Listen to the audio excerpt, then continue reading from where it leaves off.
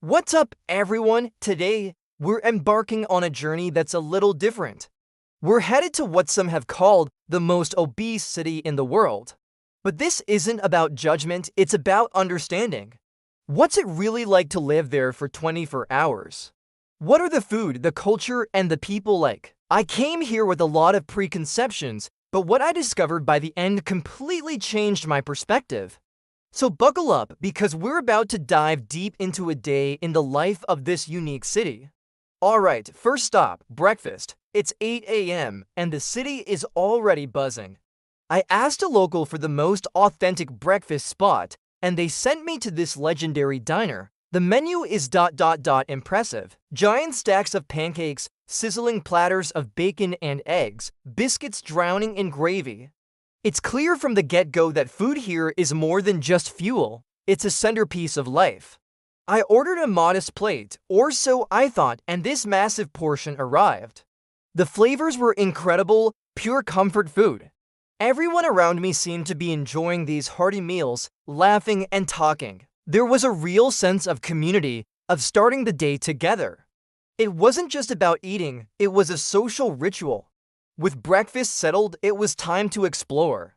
I noticed right away how much the city's infrastructure is built around driving. Wide roads, huge parking lots, and sprawling suburbs. Walking from one place to another isn't always easy or practical. Most shopping centers are designed as drive-to destinations, packed with fast food chains and restaurants offering supersized deals.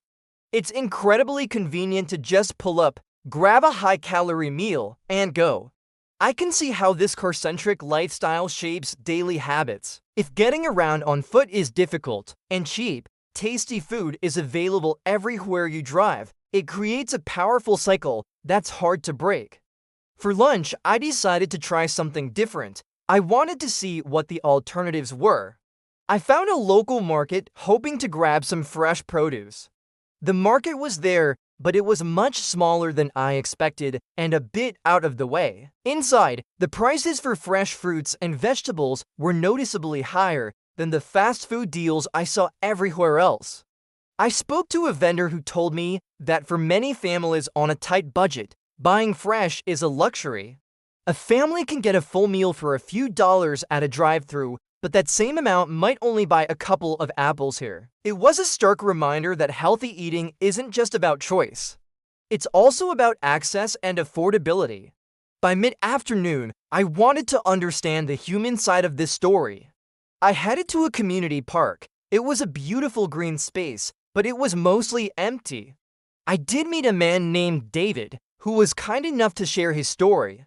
He's lived here his whole life and has seen the city change. He talked about the decline of manual labor jobs and the rise of a more sedentary, service-based economy. He mentioned that life can be stressful and food is a source of comfort for many, but he also spoke with a lot of hope. He pointed out a new community garden project and a group of people doing an outdoor fitness class. He said things are slowly starting to change, driven by people within the community who want a healthier future for their kids. As evening approached, it was time for dinner. I was invited into a local family's home for a classic home-cooked meal. I was expecting another oversized feast, but what I got was something else entirely. It was a pot roast, slow-cooked with vegetables, a recipe passed down through generations. It was hearty, yes, but it was also made with love. We sat around the table, sharing stories, laughing.